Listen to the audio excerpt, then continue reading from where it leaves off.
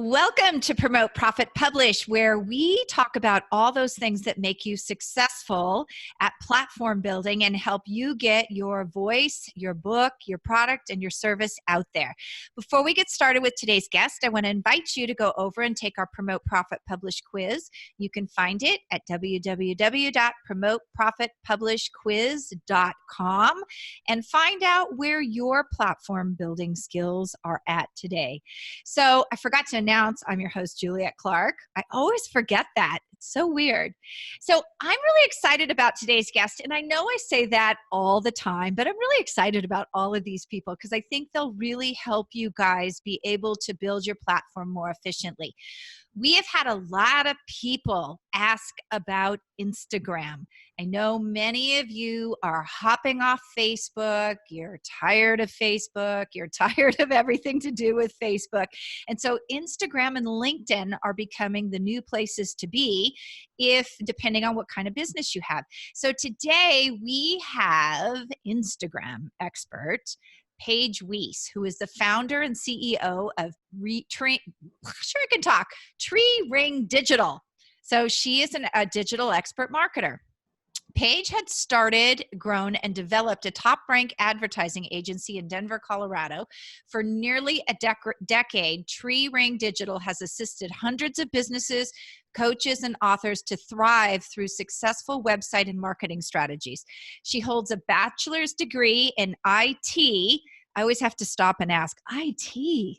That's the only way you could get a website degree back then. Really? I was like, How do you have a personality with a bachelor's degree in IT? I've got this weird creative personal, I'm kind of an introvert, but not as much as my team can be at times. So I don't know. I got lucky with it all. So she's supposed to be a stone cold antisocial geek with that kind of degree. She has a concentration in website design and she graduated with honors. She's used her education and intuition to develop her own unique vision of website design and digital marketing strategies. Paige leads a team of nearly a dozen specialized professionals who use their individual skill set to complete the entire picture for successful marketing campaigns. She's created a business structured around understanding each unique project's strengths and weaknesses, and ultimately creating a product and strategy that will yield the most successful results. In an effort to get back, she also donates her time to the business community by teaching educational workshops and mentoring through speaking engagements and taking on leadership roles for various organizations. Paige also spends her personal time rock climbing. That's right. You were the one on the call who did the scary stuff. Hiking, and she's in the beautiful Colorado outdoors, which I don't know, we'll have to have a discussion about Colorado or Utah. She also gives back to the outdoor mindset, a nonprofit that supports those with neurological challenges getting outdoors. Paige, welcome.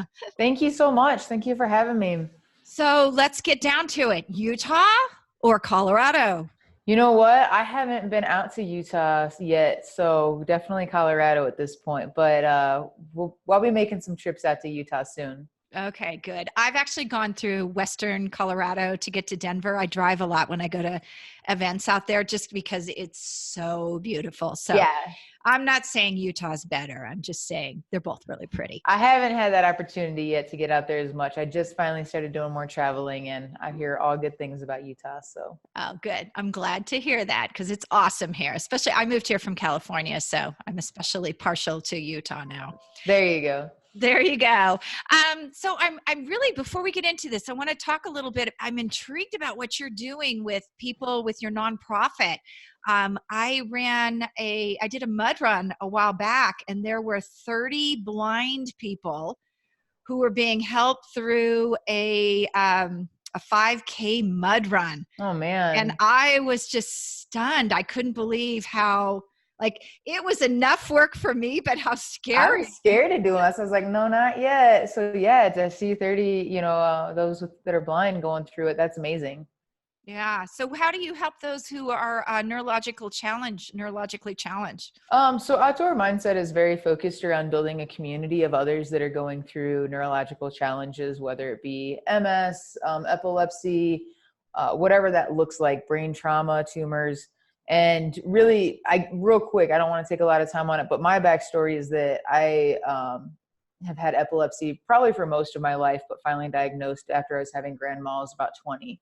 And that's really where I got on my journey of like, how do I work from home? How do I work in a situation where I don't have to be dependent on driving because I can't get to work for it? And so one of the first things that I was doing, though, is I just moved out to Boulder, was getting ready to do a triathlon. And the doctor looks at me and they're like, no, you're not. You're not getting in a pool. You're not getting in the water. You're not running this thing. You're not doing any of it. And I was like, how? No, I've been training for it. Like, that's what I'm going to do. And so I really would just like went right up against that wall of the doctor saying, don't do it. So I know that that's what a lot of others are hearing when they first maybe get diagnosed or if they've got some of these challenges. And so outdoor mindset is really about, let's go ahead and, you know, like build that community that we get out there and encourage them that they can still stay active even with a challenge like that. And they're more all encompassing, you know, it's not necessarily just specific to if you have epilepsy, but how do we stay involved in the outdoors? It's very therapeutic. It's very good. And then I also know like my parents didn't know that like really anything about it. So it was hard to like, who do I go talk to that's also going through similar struggles? And so that's where I really, really stand behind what they're doing. And I'm happy that Tree Ring Digital we donate, I don't know, 5-10 hours a month of marketing to them and helping them gain more exposure, you know, start to see more people in that community and get more exposure with it. So it's been a really fun one for us to be a part of. Oh, that's cool. Glad you shared that. That's really great. So let's get into these questions because these people really want to know about Instagram. So I know Facebook marketing can be really powerful. Mm-hmm. Although it's lost a little of its power lately with all the controversy. Mm-hmm. So what about Instagram? Why is it different? Why are people jumping off and going over there? You know, really, I think it really sets us up for, should you be on Instagram marketing? Because I think that Instagram is definitely a great platform to get off of and get over there from Facebook, but you really are going to have two different target markets when you're trying to decide between Facebook or Instagram.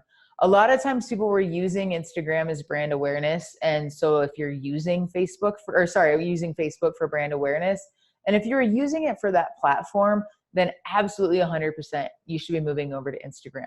That is what people are on there for. They're looking for new products, interesting things, cool things that they didn't know existed, whatever it is that is driving up that buzz. And it's also easier for them to find those things based off of the hashtags, the keywords, all of that.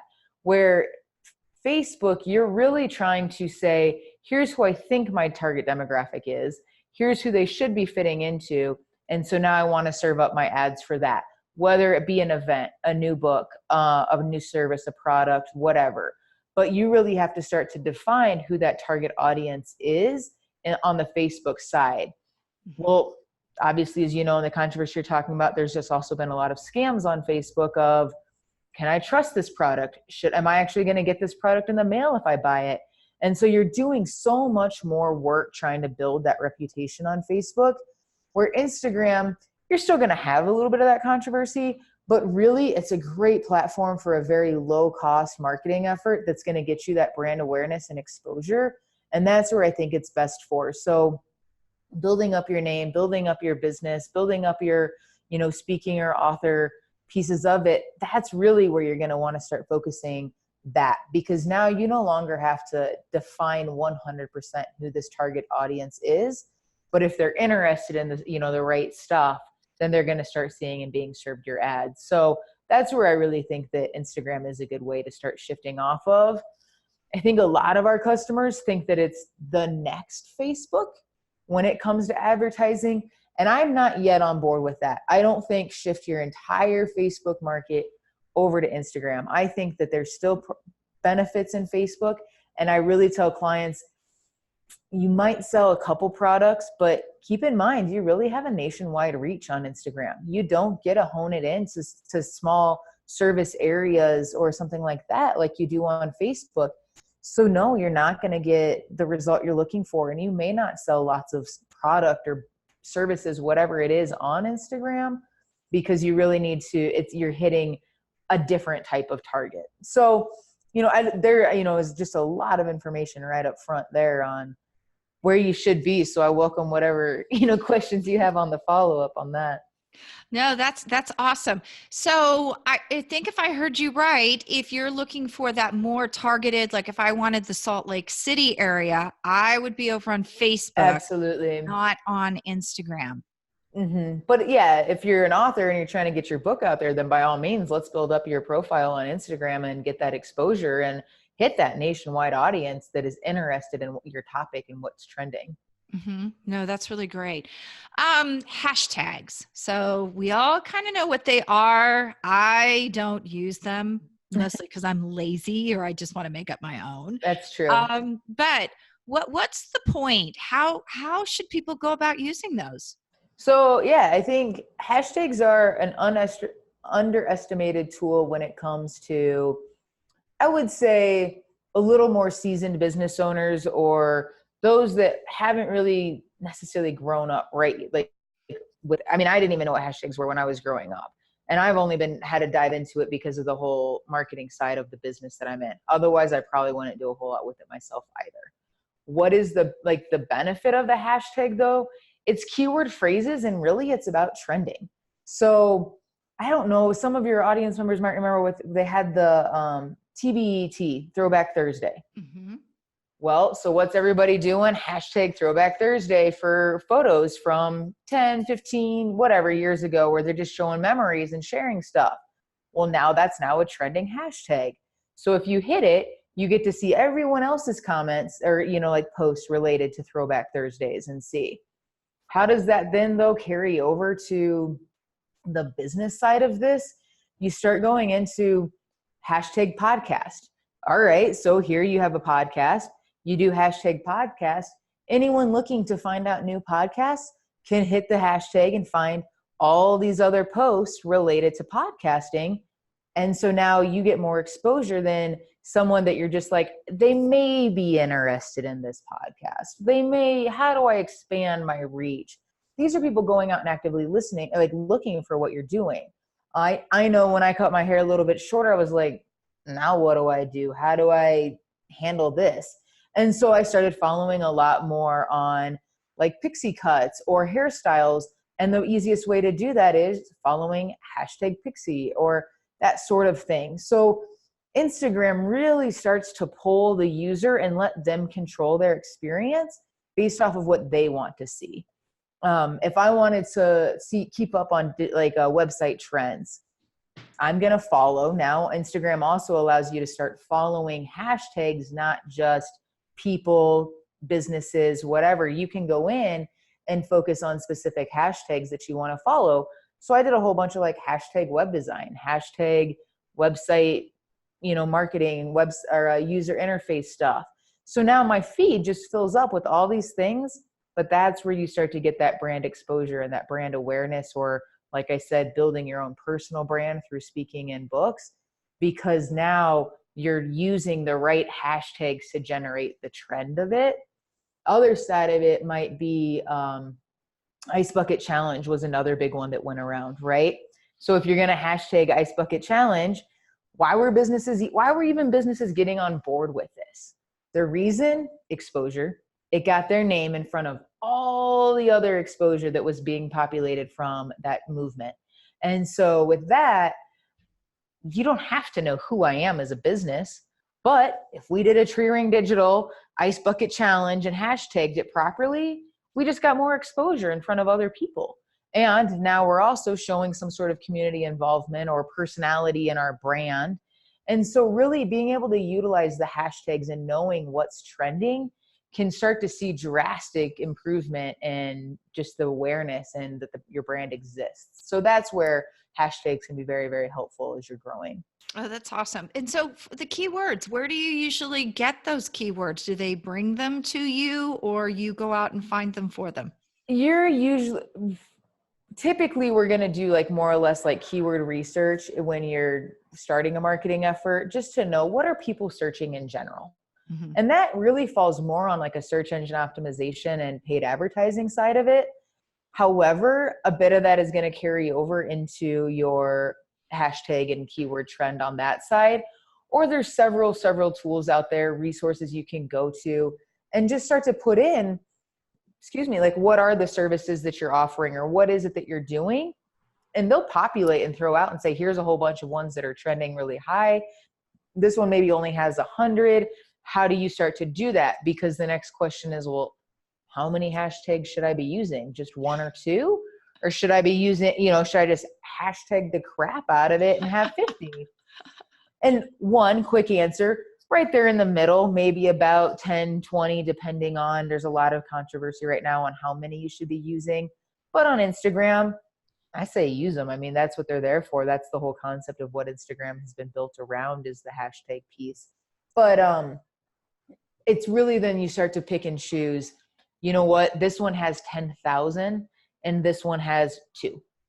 So which one do you really want to spend? Do you even really want to spend your time if you're maybe going to get in front of 2 people? No, not so much. So the ones that are very high and trending, I know they've got a lot of Instagram specific ones that might be like Insta photo, Insta memory, Insta whatever. And so, and I think there's even like Insta podcast, whatever that comes down to. So you get some that are very specific to Instagram, so you'll mix it up. And then you get the other side that are more specific to what you're doing in your product service business. Oh, nice. Okay. So should they be using the stories for their business profile? Stories are a new one. So that's a really great question, because for a long time, it was like stories were just something people would use on their personal Instagram profile. However, Instagram has definitely been changing the story side of Instagram. And let's just take a couple steps back. And the stories piece isn't the images that you're posting on a regular basis. That's not the squares, the tiles, the 3x3s, whatever, the 9 grid, whatever you want to call it. The stories show up at the top and it'll say someone you're following has a new story.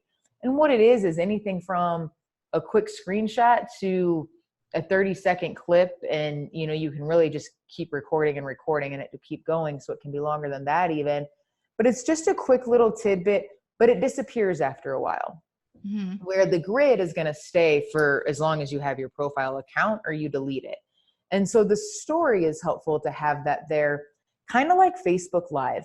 It allows you to get in front of and be right there in front of your target audience to say, look at me, we have something new. Check this out, we're right here. As opposed to me having to scroll through Instagram until I find your recent post. So that's one of the main benefits that you're going to get out of the story side of it from a business is obviously what are we even wasting time on social media platforms for? Exposure to grow our business, to sell more products and services. So utilizing the story can be very beneficial for you. I've also seen a lot of businesses use it as a place to market. Mm-hmm. Put up, you have an event coming up, because you can put a little more detail in it than just the square photo. You can have a little more fun. You can engage them and ask questions, because people can actually comment and have a dialogue back and forth in that story that you don't necessarily get to have on the image side of it. So that's a one reason that I would also say to be using your stories. Putting promotion, sales, before, after photos. Do a quick clip of a before, do a quick clip of an after. And it's a much cooler way to display those before and afters than doing it on I know we struggle because we do website design before and afters, right? It's like, can you really tell that obviously you can tell it's a before and after because one looked like crap and one looks a lot better, but how do you really do that well? And so if that's something that your business, tries to spotlight and highlight, then sometimes going to the story mode can be a bit better. I've also seen businesses, and Instagram just rolled out. It's still a little bit beta, and so not everybody has it, but a section that says story highlight. Mm-hmm. And it's I relate it to like a sticky post on your Facebook profile or a sticky blog post on your blog that you want to stay there. Even as new stuff happens, that one stays at the top always. Mm-hmm. So Instagram is now, I think they've said about 20 that you can highlight. I'd recommend you keep it to 4 or 5 so that they don't have to scroll through. Again, people just aren't used to seeing it yet. But what it's doing is when I go to my Instagram profile, it'll show 4 of my stories that are now more or less sticky and staying very apparent at the top. I've seen businesses have so much fun with this. Let's highlight one story and just go through every team member. So when you click it, the title says team, and it just rotates through all the team members and a quick little thing about them. I've seen them do like, here's a recent project is the next one. And then they show some clips or a walkthrough of a recent project. Mm-hmm. So you can finally start, or like, here's an award we won, and this is a picture of them winning the award, but you just got more exposure for the award, right? So the stories are really starting to allow businesses to maximize that Instagram profile, where before it was like, give me a photo, give me a bio, everything else must go below, and I want a link, and that's it. But you know, like, it was very disengaging for business owners, but I think that they're really starting to step their game up and give you more options to get your user going in the right direction. No, that's awesome. So here's a big one. People want to know, how do I get more followers? That is such, like, I think the first question I would ask the client would say, do you want authentic followers, or are you just trying to bump your numbers up? Because you see all these accounts out there, all the influencers that have thousands and thousands of followers, but are they really your target audience? Are they really going to be buying your product or service? So we can go out and we can get more followers. We don't even have to pay for them. Yes, there's, companies out there that'll tell you if you pay them X amount, they'll get you X amount of followers. Mm-hmm. You don't even have to do that. I was reading, as we were getting ready to do this podcast, even a little bit more, that going back to hashtags, there's this whole like for like hashtag, L for L hashtag, L the number for L hashtag, because it's all these follow for a follow. It's basically saying, if you follow me, I'll follow you back. Doesn't have to be a genuine follow though, right? Mm-hmm. So that's where I'm saying we can go through and just start playing this game. I know, as we tried to kind of boost up our account at one point, we had been in a couple Facebook groups that if you go over to my Instagram profile and like it, here's a link, I'll go over to yours. And it's just a way to kind of boost it up.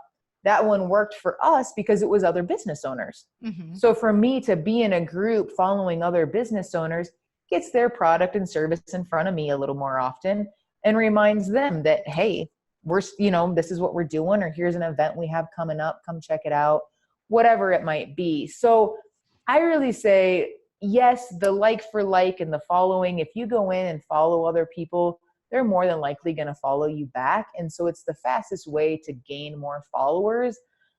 Just be mindful though of, is that really the end goal, or is the end goal getting in front of your target audience? And, benefits of having more followers, some people don't care. If you have 20,000 followers, obviously you're doing something right? Right? I mean, people like you. And so they're then going to be a little more prone to buy from you. But again, that might be 100 of those 20,000 followers that are buying from you. So it doesn't mean if you've got all these followers that you're going to get all this business. So is it the best place to be using your time for that type of engagement? So that's, like I said, where it worked for us, because it was other business owners, those that needed to see the products and services, our past work, that sort of stuff. But so I would say the like for like sort of thing is a way to gain the most followers. Commenting and engaging. I know people get on Facebook or Instagram, they just start scrolling, hit the heart, keep scrolling, hit the heart, keep scrolling. But if you see something you like or it's relevant, then by all means, reach out to them and leave a comment and engage back, because they will be more likely to continue that conversation or actually have a genuine connection with you. Or use it more for, how can we partner together? Let's start following these businesses, and maybe I can go to them later and say, hey, I saw we were following each other on Instagram. I'm sure by now you've seen quite a bit of my stuff. But, do you want to maybe sit down sometime and have coffee and talk about a way we could partner together? That is actually probably going to generate you more business than having the 20,000 likes. Does, 1,000 look better than 3? Absolutely. So do some activity, but you do want to bump that number up. Again, it's the know, like, and trust game. Mm-hmm. But don't feel like you have to hit the stars or the moon for it. Just have a good amount that people know they're a reputable company and we can stand behind them. You just brought up such a great point that I always talk about. Are you looking for social proof or pocketbook proof? because I think we were raised on the social proof, Mm-hmm. but a lot of people realize that that doesn't necessarily convert to pocketbook proof. So is it better to have 1,000 people who are really into you than 20,000 people who just don't give a damn? Well, and I think that one, I really like that you're using it as like social proof, because there is still value to that. However, I really honestly, if a client comes to us and says, I want more followers, I'm kind of like, we're really not like the company for you, because that's not going to get you the long-term results. You're going to be paying out money and I can't show you a hardcore ROI on that.